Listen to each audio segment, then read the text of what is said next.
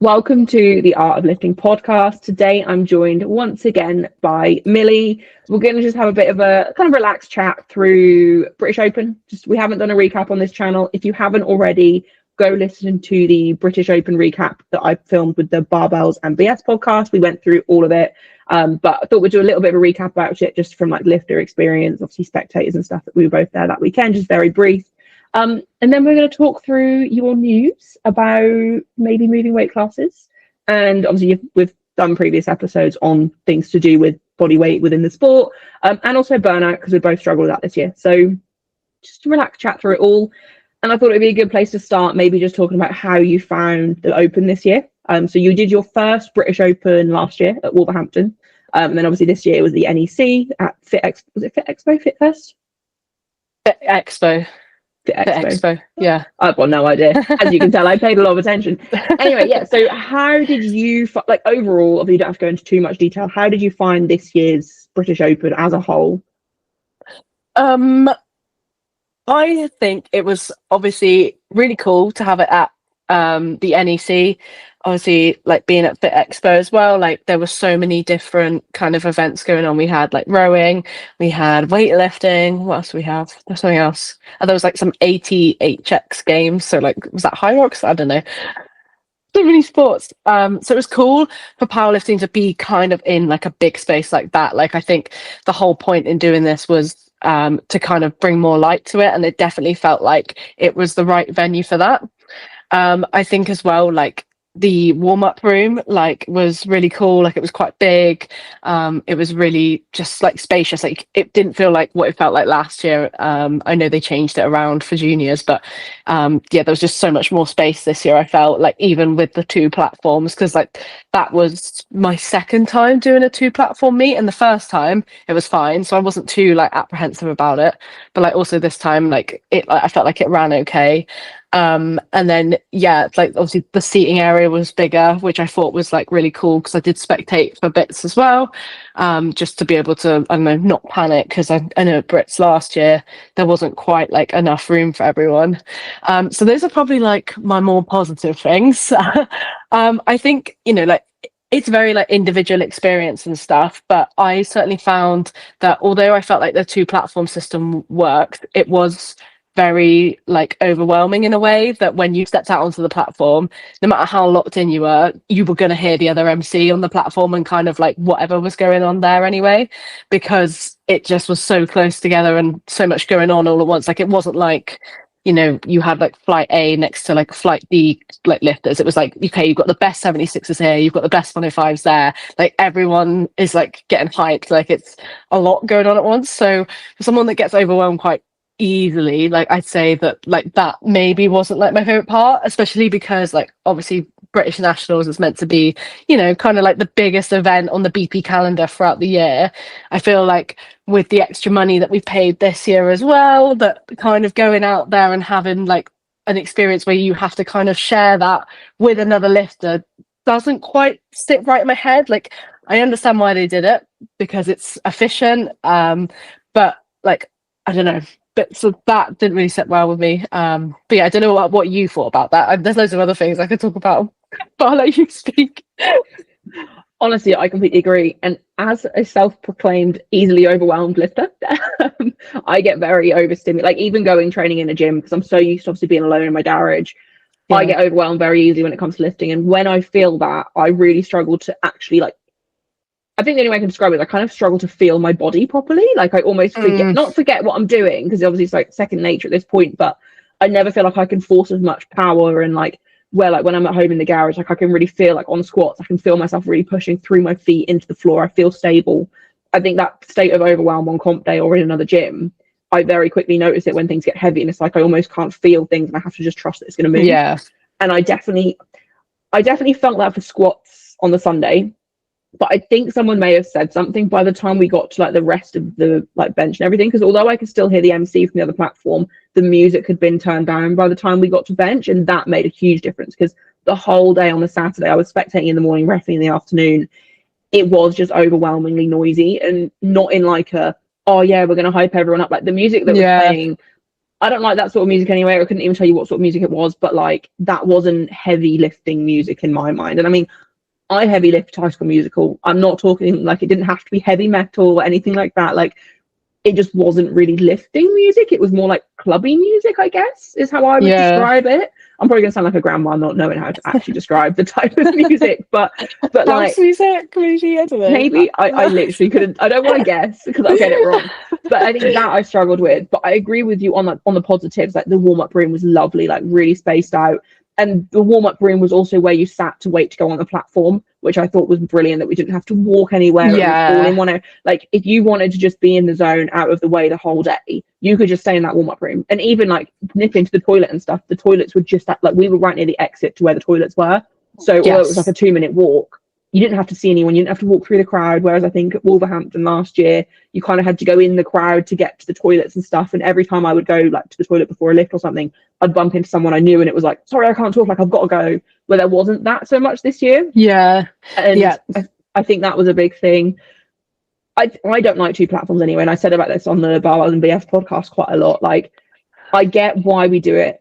And I get that sometimes it's unavoidable, but like when I think about like American nationals, which I think is a huge meet every single year that like globally people will tune into, they don't cap their entries, I don't think, and I don't think they even have qualifying totals. So obviously with American powerlifting, like they're going to be absolutely rammed with entries, and they run 2 platforms, but then they have prime time in the evening, and it's 1 platform, I believe, and that's the bit that everyone tunes in for.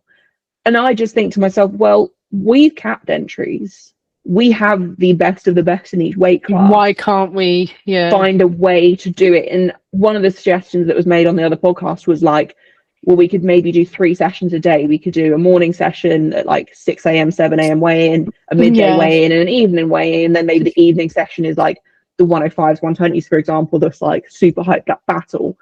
But then that's obviously horrible for the people that are first thing in the morning. The crowd's not going to be there first thing in the morning. There's an issue there. But also maybe cap entries a bit further or something as well. Yeah, I've got a bit of a hot take with this as well, actually. I'm going to lose all my thoughts here because you've made me think of so many things. But I definitely agree with the what you're saying about the 1 platform, obviously, like I said earlier. And I think as well, like, because I know often when we brought this up to people before, maybe they said like, oh, that there's like an issue with volunteers. But having 2 platforms mean you need twice as many volunteers anyway. So I think that as well, this is my hot take. So yes, the crowd might be smaller for the morning flights, but I don't actually think that's always a bad thing, because I personally felt like the crowd at British this year was dead, right? I thought it was dead, unless you were Sanchez pulling 430 kilos. I mean, who's not going to shout for that? But like, I don't know whether it's just because it felt like it was really far back, or it was just because it felt like it was full of random people who didn't really know how to support, or like how like the atmosphere works at powerlifting meets. But I would genuinely rather have a crowd that was full of 5 people that were really shouting for me than like 50 people and like there's 1 or 2, or like it's, you know, kind of not as much, because I think like it really does, you know, make such a difference to like your lifts and stuff. And I think the quality of a crowd is much better than a bigger crowd. Like, I don't think that's been said much, but I really do think that. I agree with you there. I also think, because I was sat in the crowd this Saturday morning and it was like the 83s, it was the 69s and 57, 63s, I think. So very exciting classes. Like Joy, for example, like with her deadlift and everything, like even when Joy was pulling her 3rd deadlift, the crowd had kind of gathered around that platform more, but it didn't quite feel like last year's British. I remember being sat in the crowd again. I think it was the 105s and 120s, and it was the prime time. And I remember like I've never felt a buzz like that at powerlifting meet. Yeah, like, it was insane, and we didn't really get that feeling this year. The only time I think the crowd was super like unbelievably loud, obviously, it was Sanchez's deadlift, but even as centre rep, I didn't even really hear the crowd that much, not like last year. Ray's last deadlift on the Sunday, which was obviously everyone supports Ray anyway, right? But that was also all of the other lifting was done. So everyone in the venue, the 84 plus women, the 84 women, as well as the crowd that was there, everyone was just watching the day finish. So of course, everyone was then behind that one lifter, which I think is what you get when there's 1 platform. I Yeah. also think the music being so loud, when I was sat in the crowd and the crowd was actually noisy, you couldn't hear it because the music was so loud that you Yeah. actually, because the crowd was quite far from the platform, which isn't a bad thing, but it just made it muffled it out a little bit, I think. Like, I heard a couple of people that I know in the crowd when I came out, but only very, very slightly. Like, it didn't, I knew they were screaming, but I could barely hear them. And I just think, you were lifting at one of the most like intense, like the best sessions of the weekend. Like, the one I was most excited for was that whole session. It was the 76s and 93s, and then Yeah. 105s, 120s, which are arguably, like, obviously there's a lot of really exciting classes, but people love watching those classes. And it didn't feel that hyped up with the crowd. No. I don't know. And like the thing is, that might just be me. So I might have just been so dialed in, I just didn't even hear anyone shout. But like usually, and I've competed quite a few times, like usually I pick up on it a little bit.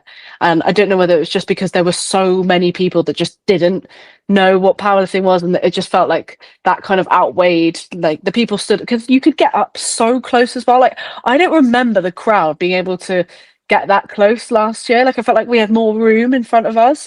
It felt like there were just random people like hanging across the barriers, kind of like just not doing anything, like not encouraging you, just kind of like watching, which is obviously, you know, great for viewership, but like it's not like helping our experience. It's not, you know, so yeah, things like that, I think, yeah, that maybe people haven't considered but make a big difference. Yeah.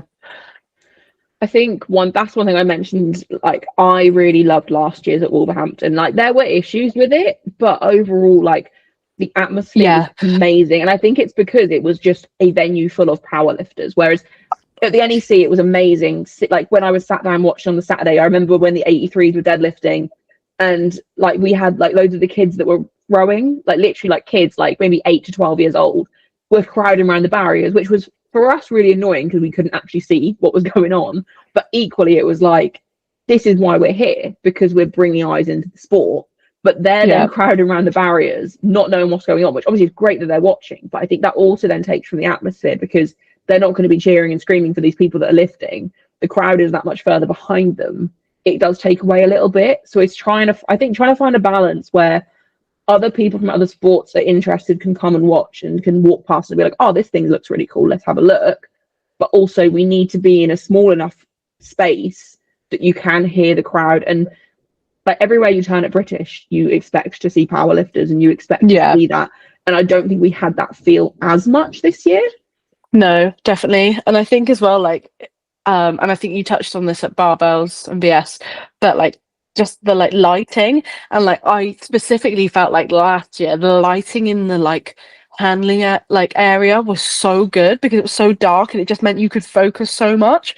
Whereas obviously, like I know there's advantages to having like the handling area and the warm area together, you don't have to walk through the crowds and stuff, but like you could just lock in so well. Like there was nothing to like look at. Like you just had to like focus. Like you were forced to dial in, which was just like so good. And then you'd go out onto the platform and it would be, I don't know, like everyone was cheering. I think because it was just such a like powerlifting focused event last year, that there's like real pros to that. Yeah, I actually agree with that. As someone that is notoriously known for not locking in, this year I found it so hard to focus that even I sat with my headphones in for squats and was like, I need to just be in my own little world. And like I was trying to just like pace and walk a little bit and stuff, which is great that we had the room to do that. But also it's like, I do agree, like there's something about kind of just sitting in a dark room, just like out of the way, not watching, just able to get your thoughts together. Whereas I don't, because there was, I guess because there was no escape from what was going on. Like it was so bright, you literally couldn't like zone out, if that makes sense.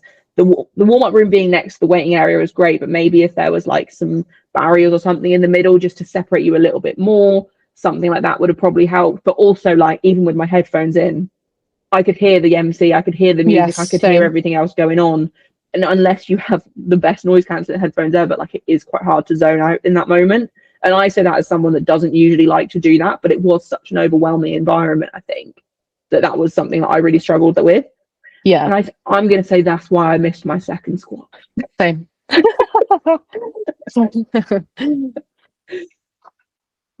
So we kind of covered the atmosphere. Yeah. overall, I think, like, let's just very quickly, like, how did you find your meet in general? Like, obviously you have, I don't want to say you struggled this year, but obviously you were injured. It was this year, wasn't it? You had an injury at the start of the year. We can say I struggled this year. So did I. We We're could on the say. same wavelength. Yeah.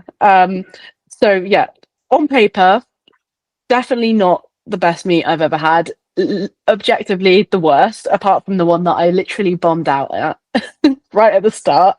Yeah, going 6 for 9, missing my second squat attempt and missing my second and third deadlift. Straight away, I was very disappointed. I'd think I put a lot of pressure on myself without even realizing, because of the way that you had to qualify for this meet and everything. So as soon as I kind of finished Nats last year, because I had such a good performance, literally going 9 for 9, PBing every lift and taking a British squat record, I was like, oh my God, that was amazing. Get me back here next year. What do I need to do? Okay, cool. Locked in throughout like the whole year to tried to lock in before I hurt my back to try and kind of earn my space, so, get back to Nats and then hopefully have the same meet. Obviously things don't go to plan. I hurt my back, still managed to win Welsh champs in May, got a space for nationals, and then that was it. Okay, cool, I'm going back to Nats again. And then I placed all my focus on that, which was good, because obviously it's important for us as lifters to have goals. But I think I probably just put a little bit too much pressure on myself, especially because I was like, oh, it's the last one at 76. I've been wanting to do this since last year, like it's going to be really fun. Like I think I just kind of completely overlooked what I usually do going into a meet, which is simply to turn up and have fun. And I just started, thinking about numbers a bit too much, kind of just thinking about going out with a bang, at the end of 5 years of being in the same weight class, which is pointless and stupid to think like that. But it's too easy to do, and I just got caught up on it. Obviously I had to do quite a big cut for this one. I worked with Taryn for the first time. He helped me with my nutrition, which was super, super helpful, and definitely made things a lot smoother than they could have been. I genuinely felt really good throughout the prep, but I think we cut a little bit too much weight than we needed to, which meant on the day I didn't quite feel as good as I probably should have, or whatever happened on the day, I wasn't strong on that day, which is fine, because it happens. Sometimes you're just not strong enough. And yeah, luckily I managed to get my third squat attempt, which is weird because I actually, looking back, almost preferred that it played out that way. Let's say I did, I opened on 172, and then if I did 182 on my second, I would have been okay, cool, let's probably load 190 or whatever. I would have wanted to try and hit a PR, but looking at how my performance went on the day, there's no way I was strong enough to squat 190. So I almost ended it on a better note by getting my last attempt, whereas if I got my second and then failed my last, I probably would have gone to bench why have I done that? And then bench went really well. I matched my personal best, which I was really surprised about, because for our prep, bench was the one that kind of just wasn't really happening. But I kind of knew the soft pad on the day, it'll be fine. And I just kept saying that to myself. And I think as well, bench was the one that I was at least the least focused on numbers for, which is usually what I do going into a comp anyway. But for some reason I was a bit fixated on PRing my squat and deadlift for this meet, which I got nowhere near. And then I think by the time deadlifts came, looking back, I definitely opened too heavy. And then on my second attempt, I think I just lost all dog in me. And it was really heartbreaking at the time, because it's just frustrating, I think, as someone that usually gets their numbers really correct, and I like having a 9 for 9 day. It's and so does everyone, to be honest. It's not nice to miss attempts, but now that's happened, I'm okay, that's done. And to total just under 20 kilos less than my best after everything that's happened this year, and all of those things on the day, not feeling that strong, I'm pretty happy with. I can walk away and be okay, that's happened now, I can close this book. But it's lit a fire in me for next year. I really want to just strip back, have fun, but also just continue competing and just kind of testing out these new limits that I'll be able to test now going up a weight class. So yeah, there's a lot of waffle.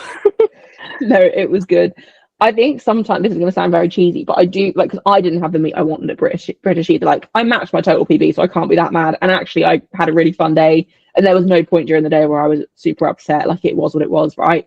But I do also think we've both struggled this year with burnout, and we've kept training, we've kept consistent, we've kept going, but I don't think either of us have really enjoyed it in the way that we used to. Yeah. I've definitely got that joy back, and I think you're now starting to as well. But I almost think having not the day we wanted at the biggest meet of the year that we'd both put this pressure on has kind of just reminded us to have fun. Yes. Like, me not having, like, if you'd have told me 3-4 months out that British, I was going to total my, like, match my total PB, I wasn't going to PB. I mean, I PB'd my bench, but like, wasn't going to have the best day, I probably would have like cried. But actually, in the moment, that is the most fun I've had as a competitor. Yeah. I don't know why. I just enjoyed the day. I think part of it is that I had a coach this time, and I could just actually just be a lifter and just do my best and see what happens. I also think what you said as well about, so I missed my second squat as well, obviously, like we both did. And I think coming back and hitting it on my third, I was really like, my last warm up in like out the back did not move well. Like, even 120 felt awful, and I was like, this isn't great. I opened at 182, the heaviest I've ever opened. Lewis saw my last warm up. Obviously, he wasn't going to say that was slow, and I was like, that didn't move great, but it was too late to change my opener. And he was like, you're fine, just go do it. Like, it's fine. And I tried to reassure myself that it was just nerves making things feel slower than they actually were. Whatever. I've watched my opener back. It wasn't great, but it wasn't super slow either, to be fair. But what I was going to say was, I think missing my second and coming back and hitting it on my third, I was just so happy that I hit it on my third that I didn't care. Whereas had I hit it on my second and loaded either match PB or slightly above, I probably would have been really upset that I missed my third. Yes. Whereas I was like, oh, thank God I hit that. Like, the relief of just, and also the mental strength to just rally through and get it on your third is so hard anyway. So actually, I think you can't be upset in that moment, because that's when you have to just remember, like, you're forced to remember, you just have to play the day, right? You just have to take it as it comes. I wanted to ask you, you mentioned about bench, obviously, and you did, so where, if you don't mind talking about it, where did you have to cut from before, when you started your cut into British? Because I know I think we might have even spoken about the last episode, but obviously you sit a bit above the class anyway. Yes, I think the heaviest I got was like 81.5. So that is a fair chunk of 5.5 kilos. But to be honest, like that's kind of not too bad, because like I've cut from that before, but like that was kind of the first time I had to cut, and then I kind of never really got back to that. But it was weird, because this time, like, that was like a couple of years ago now, and like this time, like, I obviously feel good at 81. Like, I don't feel like I need to cut. So this time I was like, oh, like, is it actually gonna work?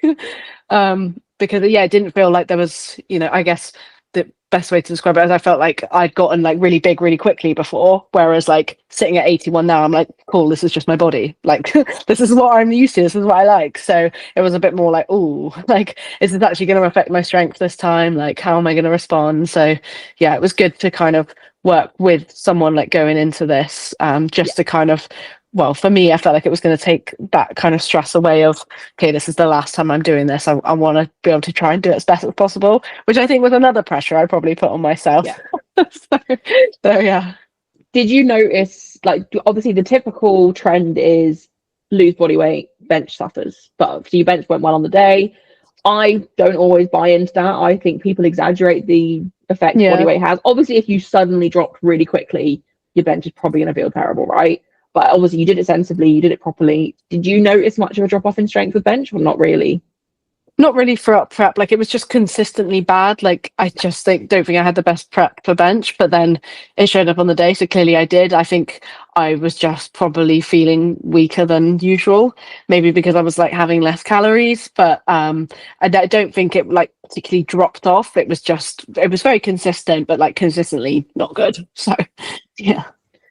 Do you think maybe then lower expectations for meet day meant that you could just enjoy bench, it then went well? Yeah, exactly. And I think I had the complete opposite for squat and dead, because prep went really well, and I was kind of like, because I didn't really get to PB any of my lifts at Welsh, because I'd just come out of back injury like I was very detrained. Like there was no way that it was just not even in the question that I would be PB. And I was just like, okay, right, I need a PB. Like I was just so high, like I was just so focused on it. And I think I hadn't PB'd in training either. I was like, I need a PB, I need a PB. Like, oh yeah, I've been like, I need a PB.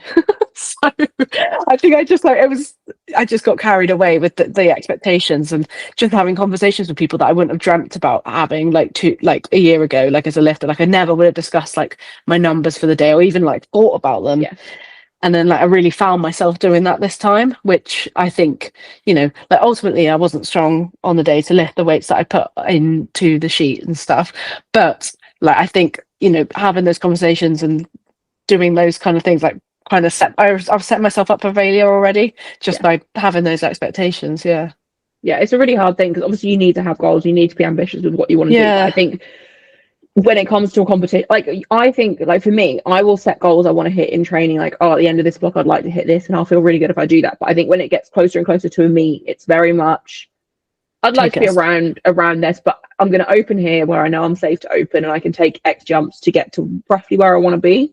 But also I'm just going to go 9 for 9, play the day, see where I end up type thing. Like you have to, the second you start chasing the numbers on comp day, if one lift doesn't go to plan, you're going to be disappointed for the rest. Yeah, exactly. So before we move on to obviously we've already kind of hinted about the body weight thing and moving up weight class. Was there anything else from British you think we haven't touched on that you want to go over? Just I think it was really well organized. I know we've spoken about a lot of negative things, but like, you know, it was quite when you could actually find the hall where the venue was because it's so big, like it was bound to happen. And if you're not familiar with the NEC, then it is huge, and we probably could have done with a little bit more information about where to park. Maybe we had that and I just didn't check properly.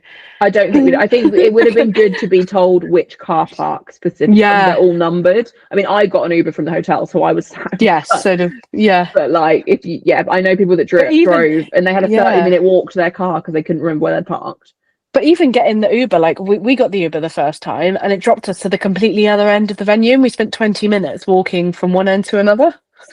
Yeah, the first one that dropped me off kind of near the car park that everyone was parking in, and I saw loads of people walking towards the venue. I was like, oh, that must be it. But then when I got collected, I was trying to figure out where to get collected from, and it was like a different part of the car park. Yeah. But I mean, it was fine. I just had to, you know, be an adult and use my brain. That's the thing, like, Yeah. It's hard because I think the Wolverhampton venue was really good in terms of like parking was really easy to find, location was easy, it's pretty easy to get to, right? I mean, that's as someone that drives. I don't know public transport wise what it was like, but I don't think it was too bad. No. But like the NEC in terms of like bigger venue, which we don't need a bigger venue, but it's not a bad thing to have, right? More parking, although I think parking was pretty expensive, but it's one of those things where like things could have been better, but are you ever gonna, like when I very different, obviously, like I hosted a local meet and it was the best venue in the area, but finding it was really hard because it was in a college that just had loads of different parking areas and that sort of thing, like you can't really fully plan for because it's just a hard thing to navigate. But everyone got there, everyone figured it out. And that's why as well, obviously if you're the first day you can't necessarily do this, but always try and go the day before and just get the lay of the land. Even if you just pop in for 5 minutes and do a lap of the venue, just get the lay of the land. Like, that's why I ref the day before, because if I'm refing, I'll know where everything is that I need. Definitely. I just realised as well I handled the day before, and looking back, I probably shouldn't have done that. I think because last year, because me and Ben Grant, we have the same coach, Ben Pape, that competed last year at Nats, and we did the same thing because he was on at the same time. I'd handle Ben, he would handle me, and that way the other Ben Pape didn't need to get involved. However, last year I completely overlooked the fact that there was a day between mine and 66 kilo Ben's session, so I kind of had a day to like rest.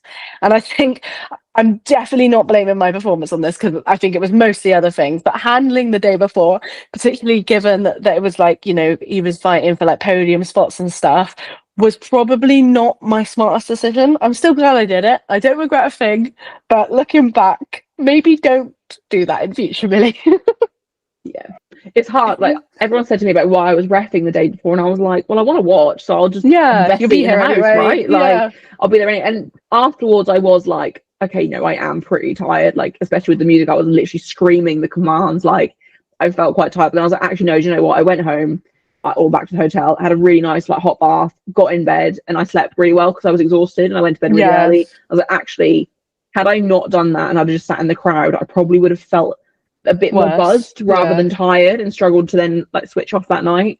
But no, I agree that overall it was great. Like and I said this in the other podcast, like it wasn't. I will always nitpick. There'll always be things that we prefer. Like I prefer dark lighting as well, and little things like that. But also, I'm not going to complain about that because overall, like volunteers were really well looked after, which is always a massive thing. And like overall, oh no, I just remember something really important that I wanted to talk about. Oh no, sorry to interrupt you, but one thing that I was actually really frustrated with was the fact that the jury did not have a replay, and I can't quite understand in my head why that happened at a national meet, especially open nationals when people are qualifying for worlds. British records are being taken and things, especially when, and I don't want to like undermine anyone, but whether the competition organisers have supplied like a replay table or not, whatever, it is really easy to kind of get up the live stream on your phone and have out in front of you. And I think if I'd have been sat on the jury table, I would have used my initiative and probably done something like that. And I just can't, like, I didn't, maybe people did, I don't know, but I just don't understand why it wasn't supplied. As I think it's really, really important. And there were certain lifts that I watched back on the stream and I was like, like obviously great for the lifter, like if they get that lift, but like, I don't know if they should. So yeah, I'm glad you mentioned that because that's something that I was also like. I as a lifter, I knew it. I didn't realize when I was reffing, so I was chief referee, like I wasn't on the jury. There was a jury there. Some sessions I did see. So when there's not a replay, and like it's been like at the English before, like for bench, one of the jury members will stand up and watch from the side to check for butt lift because we all know with bench, reffing bench from the side is impossible. You're always going to miss something. Like it's hard to watch for everything, right? But why, like, if you don't have a replay, why isn't the jury making sure that someone's up every time, right? Like there were, and like I think I agree with you. They should have used their phone. There was a replay on the stream. Why are we not using it on the? But also, if they have the replay on the stream, they have the replay available. Why is it not showing? Yeah, and I do agree. Like they're like, I think we're quite lucky in the sense that the people that make Team GB pretty much have all. There's a couple that haven't done it before, but for the most part, they're all very clean lifters. They all have the experience to know that on the international platform, they have to have everything perfect, right? But there's going to come a time when someone isn't quite as experienced. They're going to go to internationals and they're going to end up messing up or having really bad days because they're butt lifting on bench and they didn't know, or they're not hitting elbow depth to the standard that the juries at Worlds will want it to be. And it's just not really excusable at that level. And I'm obviously not blaming White Lights. They do an incredible job. Like, I'm not blaming them. And I know it's different teams at different events, but if they're doing it at Worlds for the jury, I mean, I don't know if it's their job or not, but whoever's job it is, why is there not a British? Yeah, and I'm not blaming them. Like, really, I'm not going to say who should take responsibility for it, but like, if I was on the jury, I would be asking, why is there not a replay? Yeah, well, and even if, like, I get that one ref can go and, watch for bum lift, but like, the principle of a jury is that it has to be unanimous, right? So, like, even if one ref is going to watch for bum lift, are the other two just going to take the word for it? Like, it's just, I was quite frustrated by that just because it just defeats the whole object of kind of competing at a national event and being held to those sort of standards as well. So, hopefully there'll be a replay next year. I completely agree. There was one last year, I'm pretty sure, but I completely agree. And I just think like they struggle to find enough refs as it is. I think originally on the Saturday they didn't have enough refs for a jury. Then more refs came forward and said they would happily help out. But it's almost like, well, why are they there then? Because I know, like, obviously they're watching the lift in real time, but they're going to need the replay if the coach is going over to contest something. Like if it's like elbow, I don't think anyone failed on elbow depth because there wasn't a replay. But let's say someone failed on elbow depth, coach goes over to the jury and is like, well, how was that high? Like I don't see where you're looking from. They can't back it up because there's nothing to watch it back on. So that is probably the biggest issue I think I had from the whole meet, which is a big thing, but like overall it was good, and I do want to give props to obviously everyone involved. Like it was good, definitely. But that is kind of a problem when you're getting to that high level of it, especially with the lift. Like, to make the world's team in GB now, you essentially have to be viable for podium, right? At Worlds, like pretty much all of our lifters are going to be fighting for at least podium. We need to make sure that the standards of reffing at the British are the same as Worlds for that reason. Absolutely. Okay, we've been very negative. Let's be a bit more positive. Yes. Millie, you are, well, it's not positive because you're going to come compete with me now, but you are moving up to the 84s. We did an episode months ago now where we talked about like body image, weight classes and everything and navigating that space. And I feel like a lot's happened in this time. And well, one, you started cutting back to the weight class. But yeah, you made the decision at some point that this was going to be your last meet as a 76. So I wanted to just kind of talk through it and hear your thoughts on it all. Yeah, definitely. I can't even really grasp when I kind of went, okay, like, that's it now. I think before I did this cut, I was sort of thinking like, okay, like, I'm sitting at what, like 81. I feel pretty good. I'm not injured. Everything's going really well. This cut, I'm like also like incredibly sedentary. Like, I think I've mentioned this on the other podcast, but like my life's changed a lot this year and I sit down a lot more than I used to.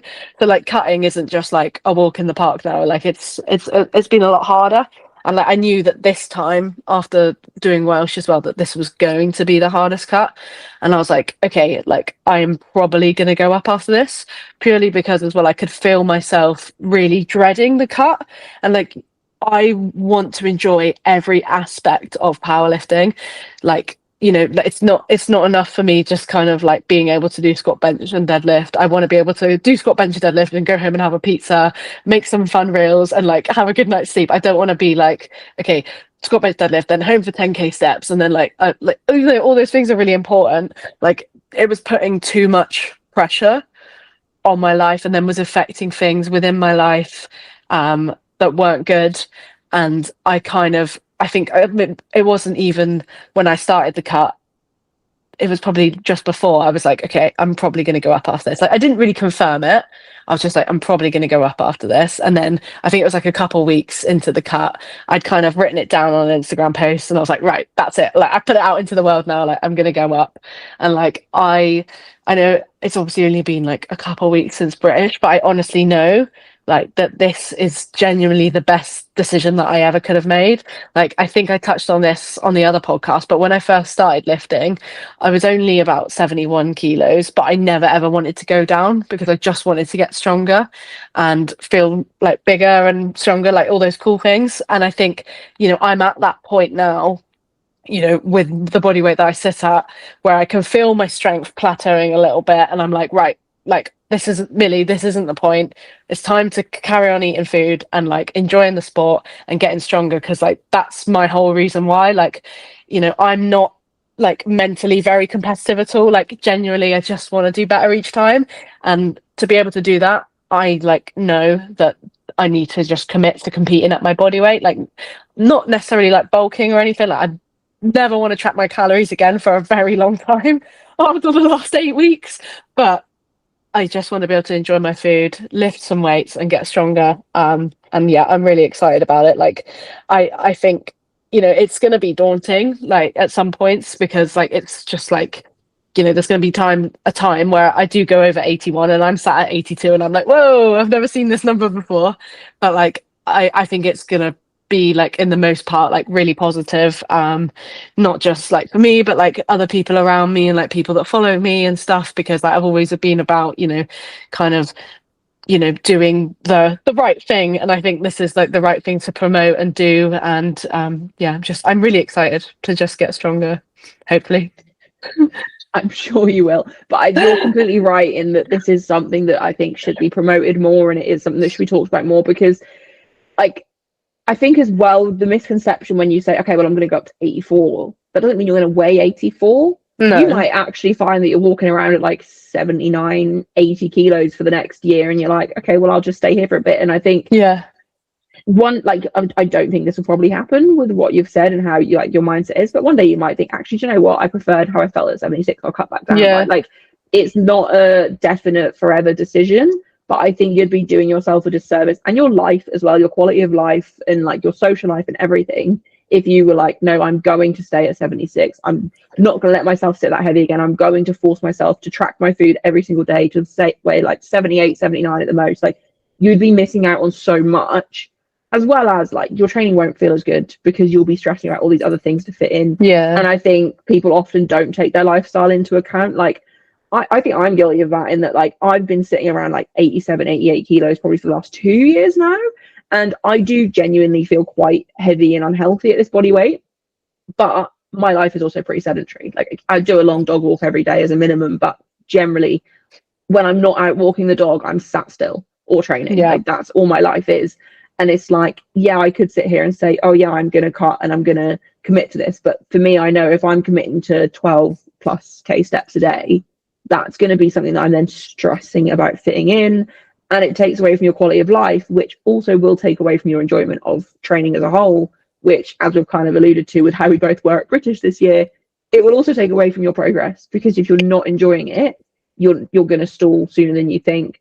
And I think it's really positive that you are talking about it so openly, because I think, especially in the women's side, we need to talk about this more.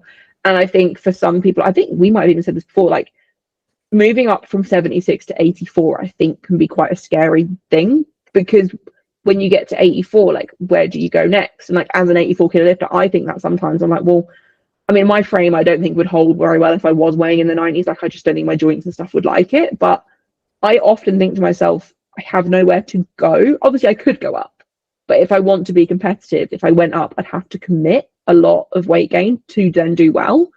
And I think moving from 76 to 84 is almost like, oh, that's the final leap, which it's not at all.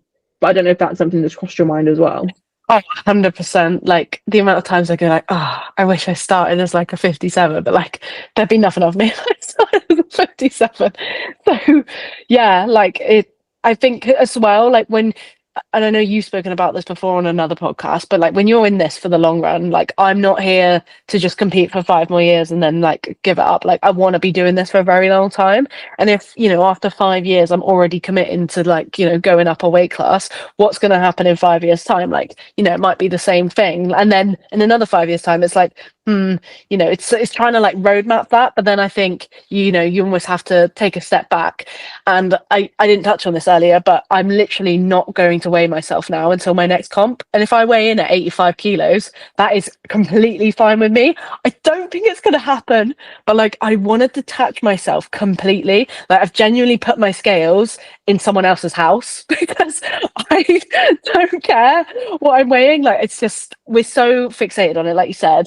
And, you know, I think just taking that out of my life completely and really focusing back on the things that I enjoy: eating, training, no expectations, no numeric thing apart from, you know, the weights I'm filling on my sheet, is going to be really, really positive. And I think like a lot more people should do this. But I think I obviously come from a place of like quite unusually like not being very like switched on competitively, and like that doesn't drive me.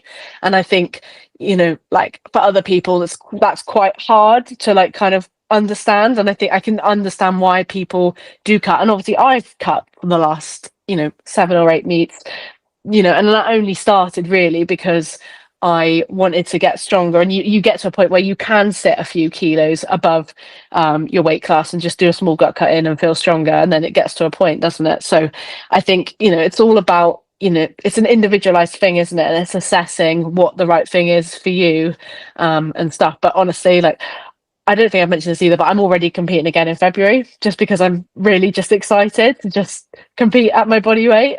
So yeah, I'm not weighing myself until the 7th of Feb. I've not actually announced that anywhere, so this will be the first place I announce. And yeah, just like have fun on the day, buy a new singlet and weighing at 85 kilos, I suppose. I'm going to be very impressed if you're 85 kilos in February. But I think what you just said there is also really important. And actually, you're looking at it more from a longevity point of view of, I just want to be in the 84s for a while. But you have been competitive as a 76. It's not like you're sitting here saying I'm not competitive, because I'm not overly competitively driven either, to be honest. But I think that's also where we've kind of got a bit more competitive, because we're not constantly putting pressure on ourselves to win or Yeah. to podium or to hit a certain total. Obviously, we both recently did, but we've gotten to this point because we've just enjoyed the process. And I think what you're now doing is you're almost stripping back exactly to that. And I think more people would benefit from just signing up to a regional, in maybe just sign up in the weight class above. It doesn't really matter what you weigh in at, because you'll just compete as a guest. If you miss weight, you'll still be able to lift, and just do like a low pressure meet. Don't like have 3-4 months where you don't weigh yourself. It doesn't have to be long term. And in 3 or 4 months, you're not going to gain enough weight to cause any harm. It's not going to be irreversible. But mentally, I think you'll feel so much more free. You'll be able to just focus on training. And not weighing yourself for a few months doesn't mean you're going to just eat like an idiot and just gain loads of weight, right? I mean, for me it does. I'm a big foodie. But you're going to go by how you feel instead of forcing yourself to fit into a certain size or weight or whatever. And I think you're going to actually probably just feel a lot better in yourself from allowing yourself to do that. And I think that's where I've always loved what you do post comp, because post comp you do normally have a break from weighing yourself, don't you? And just kind of relax a little bit and just see where you weigh, and then it's okay, I'll deal with that. And I think that's a really healthy thing that you've done previously. And I think more, basically, to wrap up my ramble, I think more people would benefit. And I'm a hypocrite because I would also benefit from this. Just sign up to a meet in the weight class above, and even if you weigh, like, you're a 69 lift that weighs 69.2, okay, or if you end up weighing under 69, like, just sign up to a weight class above, train into a meet, and just see how it goes without the pressure of making weight, without the pressure of weighing like a certain amount, tracking your food, just literally focusing on training, fueling your sessions properly, see where your body weight lands, see how you feel without knowing what the scale says every day. I think would be a really healthy thing for people to do. Yeah, definitely. Have you ever done a meet at your body weight? Technically one. I did interregionals? Is it interregional? I don't think they do that anymore. They don't do that anymore. Oh my god, I completely forgot about that. Best ever meet, I would say, was interregionals. I was trying to diet down to 84, and then I realized I didn't have to make weight. So I kept trying to diet down just because I do prefer like how I feel in my self around that weight, or I did back then anyway. I think I have too much muscle for that now, but like back then I enjoyed it. So I was cutting down, and I think I weighed like 84.9. But I ate into the meat, like I ate my normal food. I didn't restrict the day before, like I ate pretty normally. I think I had breakfast before weighing in, and I just had so much fun. Like probably the best meet I've had. That was like my first meet post COVID as well. Like after I had a bit of a break from the sport, I think I'd done 1 or 2 meets. I then did that, and that was the meet where I was like, oh no, like I can still do this sport and I can still do it well. I just have to like actually enjoy it. And then I think that lit a fire in me to just keep kind of going. But I do think if I do a regional again, because I don't enjoy competing enough to really do that many meets, but if I do another regional, it will be as an 84 plus, and it will just be walk in, like weigh, get a nice breakfast beforehand, and just have fun. Yeah, honestly, I am so looking forward to it. I think like I always said that I was gonna know when the time was to go up, and like I really like do feel that now, and I'm so excited. And like before, I probably would have like if I had made the decision a year ago, I probably would have been like dreading it because it wouldn't have been the right time. But like it definitely is now, because I know it is, because I'm looking forward to it so much. So yeah, the fact we've already signed up to another meet as well, but then I guess part of that is also probably just to bit of redemption. Really good. Yeah, redemption. But it's really good. And you said, I think it might have been before we actually start recording, but obviously you said you've enjoyed your last few sessions. You've only just got back to training, so we're filming this 2 weeks post British, so you've just got back to training this week. How, like, you struggled with burnout earlier this year? I did too. We did a whole episode on it. And I think we both tricked ourselves into thinking we'd kind of come out the other side, but I don't think actually either of us had. Whereas like I now feel fully like I have, and I hope you're feeling the same. Yeah, definitely. Like I think kind of as we're coming to the end of the year as well, like I feel like I'm really like closing the chapter on like those like rougher periods of training. And I think, like little changes as well. Like now I feel like you probably feel the same about this as well. I know you've switched from conventional to sumo, and I'm actually switching back to conventional from sumo. And it's just like I did pull conventional back in 2022, but that was quite a while ago. I'm built very different now, and I'm definitely quite a bit stronger. So like I'm excited to see, and I'm not saying like this meet that I'm doing in February, right? It's a very quick turnaround. I'd love to say that I'm gonna like do really well, but it's like I've said, like no expectations, turn up, have fun, whatever happens on the day happens on the day. And like going up a weight class as well, it's not gonna show up straight away. Like I think this is a misconception as well. Like as soon as you go up, like, oh, you're gonna add like kilos to your total, like you're gonna be like so much stronger, like whatnot. But like leverages, like joints and things, it takes time to like adjust, and like it's not going to happen overnight. Like I might be like a freak of nature and like suddenly like put up like 600 in February, but we'll see. So stick around. But yeah, no, I can't remember. Burnout we were talking about, wasn't it? Yeah, like I think it's like little things like that, like switching up, changing from like one type of lift to another, and that even goes to small things like variations in the program. Like I got tempo bench in my program, I haven't had that for years. Like I'm really looking, it's like small things, and like even like the split of my days, like going into like my last comp, I've been doing like weird training days like Sunday, Monday, I don't even know what it was, Wednesday, Friday, and like now I'm doing Monday, Wednesday, Thursday, Saturday. And it's like just completely different. It's like there's going to be new people in the gym. Like it's new things to look forward to. And I've also like new gym outfits and stuff like that. Like I feel as well, like as coming into the new year, like there's a lot of like excitement around training and stuff, and like new possibilities. And I think it's also about like just trying to like take the pressures off yourself as much as possible, which I'm now able to do post comp because that's happened. I can close that book and like then now just like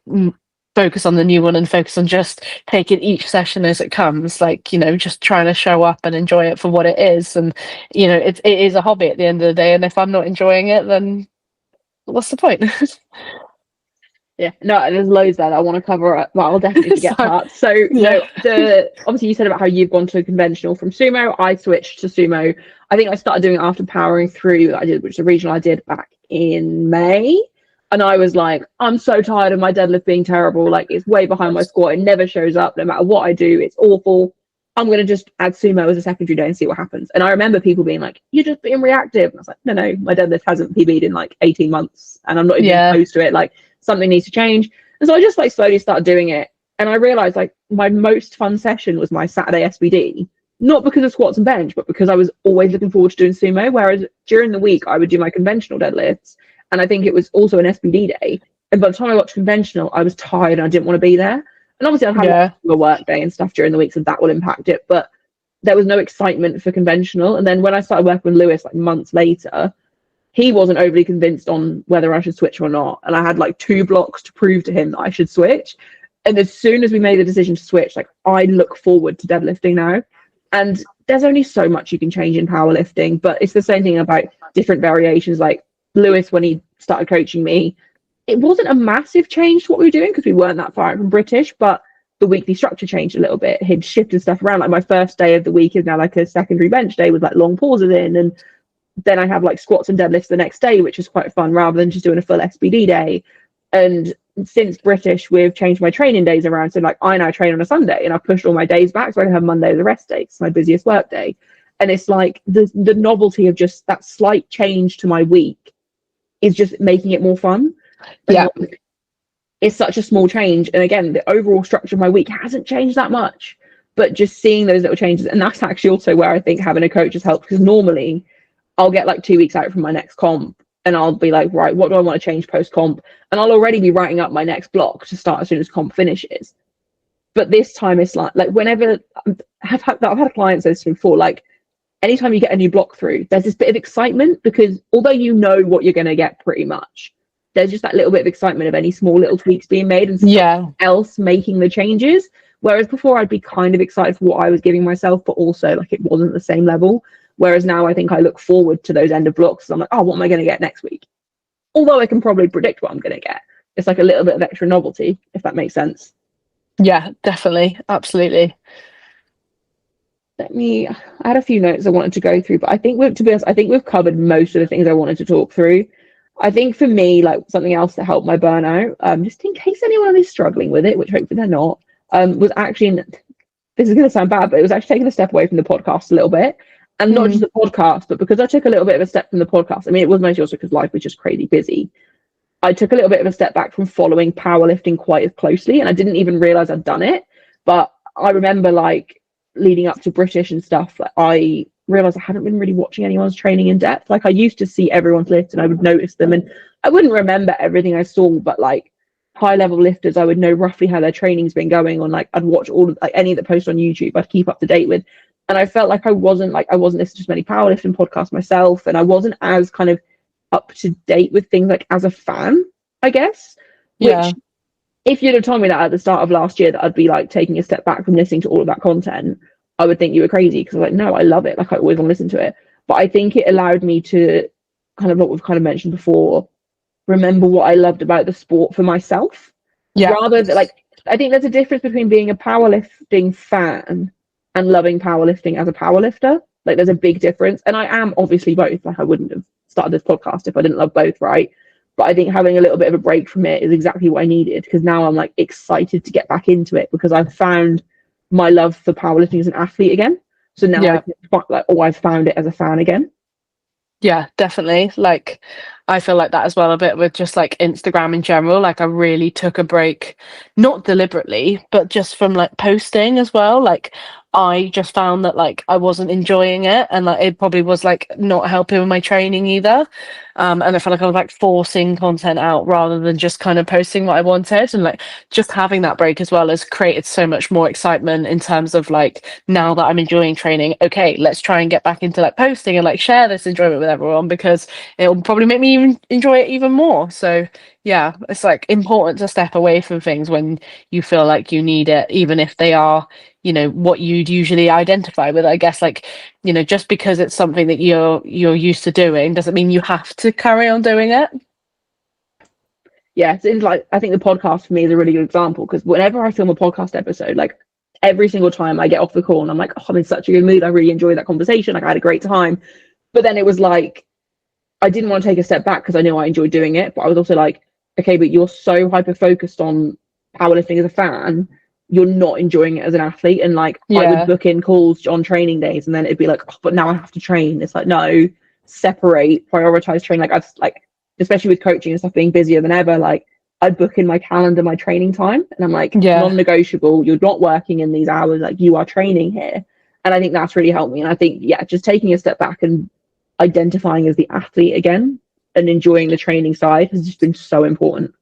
100%. I think that's pretty much everything I wanted to cover. I feel like we've been chatting for a good hour, I think. So yes, I guess my question would have been, what's next? But you've got low pressure meet in February. Yeah, literally 5 minutes down the road, with all of my best friends and stuff. Like, it's gonna be so fun. I can't wait. Like, just like you said, breakfast in the morning, dinner at night, no gut cut, no tracking. Like, oh my god, yeah, I can't wait. Can't wait. Even though it's a week post Sheffield, so. But like I said, it's a very like low pressure. Like, I just want to turn up and have fun. Like, I want to continue living my life the way that I want to continue living it, and just compete. So yeah. I also think it will take a bit of pressure off of training, I guess. Are you going to Sheffield this year? Yeah, it'll take a bit of, like, you obviously, it'll be fun training in Sheffield, like, the gyms are always packed, aren't they, around that time and stuff, but you'll know you've got a really busy weekend the weekend before, so it'll take a bit of pressure off, but also you'll probably be fired up to have a really fun meet because you've just been at Sheffield as well. Exactly. So there's two different ways you can spin it. Have you got any plans after that comp, or is it going to just be do that, see how you feel? Yes. So I do. I'm gonna do Welsh Champs again in May. I've completely ruled out doing British this year. Like, even like I wouldn't win Welsh Champs anyway. But even if like for some reason I did, which wouldn't happen, I wouldn't want to go to Brits anyway, because this is just like going to be a very like low pressure get back into enjoying the sport year again. I am really keen to do home nations at the end of the year. I went this year and I thought it was really cool. I just love the whole idea, the whole concept of it, and it feels like enough of an exciting meet without kind of going back to Brits, which I kind of didn't really enjoy the kind of setup with like how big it was and how overwhelming it was. and kind of get a little bit of that from Home Nation still, in terms of like the excitement and the hype going into it, but not quite like the same extent and pressure I was going to put myself on from Brits this year, and kind of just do those 3 meets in the year. I am open to a fourth meet, but just depends like what comes up and things. So yeah, I think competing twice this year has not been the best thing for me, and I'm really looking forward to kind of ramping it back up again and just seeing how that goes, as well as like not cutting as well and things. So yeah, should be exciting. Hopefully see a couple PRs. There is one issue with that plan in that it's your first year as an 84 and we're not getting to compete together. So I think you need to reevaluate. To be fair, I have considered it, but I know I want to do British, and they're always close together. But also, I know I can compete close together. It's fine. Yeah, as long as I've got like a 3-week turnaround, I'll be all right. But yeah, no, I think that's a really good plan, and I think taking a step back from trying to do like the British, like you said, you didn't really enjoy it. Find the love again, and then maybe the year after you'll be wanting to do it. Yeah, nice. Definitely. Yeah. Well, yeah. What about you? What about me? I don't know. I'm very indecisive. I need to do a qualifying comp for British, so I'll probably do the English. But part of me is telling myself I shouldn't do the English because it is a Commonwealth year, and if I were to get an invite, because it's not an automatic thing. Yeah. I don't know that I have the willpower to say no. And I definitely don't think I'm in the financial position to justify going. I could afford to go, but being an adult, we moved into this house last May. I did Commonwealth 3 months after. I may have spent a lot of money on a home gym and lots of other things in the last 18 months since we moved in. Probably should now put money into the house. So Commonwealth probably wouldn't be the best idea. But it's one of those things where I'm like, and this is going to sound really awful because it is a massive achievement, even just going to Commonwealth, and it truly is. But I think because I managed to get to it when I was quite new to the sport, I've never really valued it as much as I probably should. So part of me is like, it doesn't really matter if you skip it. But equally, I'm like, whenever I talk to like other people about it that aren't in the sport or like family, it's like, yeah, but you get a chance to represent your country. Like, why would you not take that? So it's one of those things where I'm very undecided if I would do it or not. So we'll just kind of wait and see. But part of me, like, I don't know what they're doing qualifier wise this year, but if Southerns and Northerns are held again this year, Southerns last year I handled that and I really loved it. Like, they did such a good job. And if it was the same group again, I think I'd really enjoy competing there. So it'll probably be either English or Southerns, maybe Northerns, I'm not sure. And then British. And I would like to just do 2. I don't really think I should do a regional this year because I don't enjoy them that much. I think I actually prefer just doing the comps I need to do. I can be quite a good athlete when I have to be, and at a regional I don't have to be. So then I end up not doing as well and then annoying myself. So yeah, we'll see. I'd like to just limit myself to maybe 2 comps this year. Every year I'm tempted by British bench, but every year I don't bother entering it. But it's one of those things where I would cut weight for it. I am doing a little bit of a cut in January anyway, or like January, February kind of time. So I might end up sitting very close to the class and it'll be really easy to do. But equally, I'm like, do I really need to do a bench only comp? Yeah. It's hard. I know what you mean. I think I've toyed on this as well, and I can't quite remember the dates. I think it's at the end of February, isn't it? But it might be one for next year. Yeah. Every year I think about it, and every year I don't enter. And it's like the last day for entries, and I'm so close to doing it. And then I'm like, no, let's not bother. And then the next day, I'm like, oh, I should have entered. But it's one of those things. It's something I'll probably do. And I think it always looks like a really fun meet as well. Like, everyone that does it just seems like they have such a good time. So we'll see. But yeah, that's kind of my plans, I think. They'll definitely change. I always say I'm not going to do much, then I end up doing like 4 meets in a year. So we'll see. But my biggest thing at the moment is just like I want to get overall a bit healthier. I've got like a little bit of a hamstring. I don't want to call it an injury because it's something that I've had for a long time and it's fine. Like, there's a bit of pain there, but it's not really impacting anything, but it is getting a little bit worse. So I want to get that sorted. I do think, contradicting everything we've spoken about, I am a bit too heavy for my frame at the moment. So I would also like to kind of work on that and just, I've started doing more cardio. Like, after every time I go to the gym to do my accessories, I'm doing half an hour of cardio. I'd like to maybe push that a little bit more, just get overall, like, feel a bit more athletic, which I think is quite an important thing for me anyway. Like, I haven't felt athletic for a while. And just focus on that side of things as well. And I think actually, rather than signing up to meet the first quarter of the year, I'd be better off dedicating the first quarter of the year to that side of things and just overall health. And then we'll maybe look at which meet to do. Sounds like a good plan. Yeah. We'll see. We'll check in again in March and I'll be 92 kilos. Me too. Right, we will wrap up the episode here. Thank you very much for joining me. I really appreciate it when you come on, and hopefully this has been a really helpful episode for people.